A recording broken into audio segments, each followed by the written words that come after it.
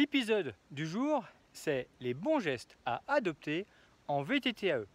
Alors pour une fois, on ne va pas parler des gestes, on va dire respect d'autrui, partage des chemins, ne pas jeter de papier dans la nature, etc. Ça, évidemment, c'est évident. Non, là, c'est plutôt vous, par rapport à votre nouveau jouet, où il va falloir trouver vos marques et surtout certains gestes à adopter pour éviter de terminer aux urgences ou d'abîmer votre matériel. Prenons le cas par exemple d'une crevaison. C'est tout con, mais ce qui peut vous sembler évident puisque j'en parle, après dans le feu de l'action, les accidents peuvent commencer. Première chose, avant de mettre les mains dans la transmission, et ça c'est valable pour un déraillement, une branche, de l'herbe, n'importe quoi dans la cassette ou le plateau à l'avant, mettez toujours votre vélo au neutre, voire sur off, puisqu'il suffit que la manivelle ait, on va dire, un petit mouvement de 6 à 10 degrés, et le moteur se met en route, comme pour assister vos démarrages pour plus, on va dire, d'efficacité quand vous pédalez. Seulement, là, si vous pédalez pas, vous risquez de vous retrouver avec les doigts dans la cassette, et ça peut faire très mal, un coup à finir aux urgences.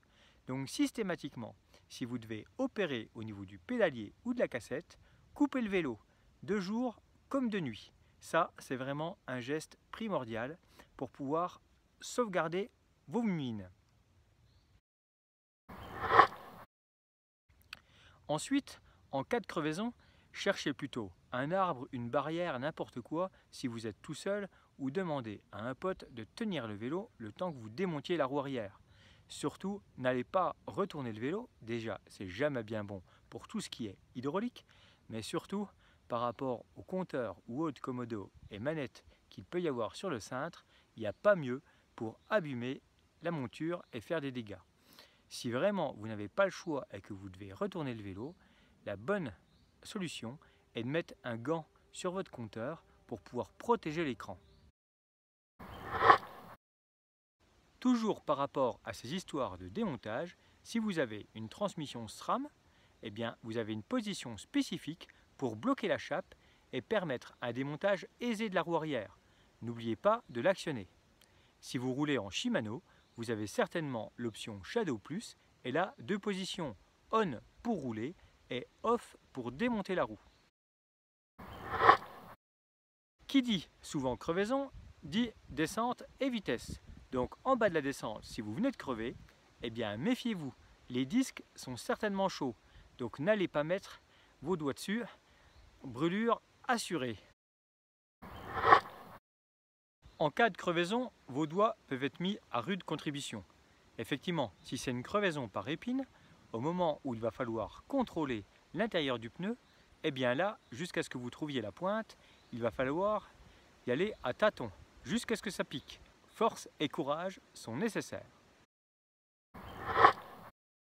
Parmi les bons gestes aussi, tout bête pour gagner du temps, lorsque vous devez démonter la roue arrière, pensez tout simplement à descendre le dérailleur sur le petit pignon. Le démontage de la roue sera plus aisé, ainsi que le remontage. Si vous restez dans les pignons les plus hauts, ce sera tout de suite plus compliqué.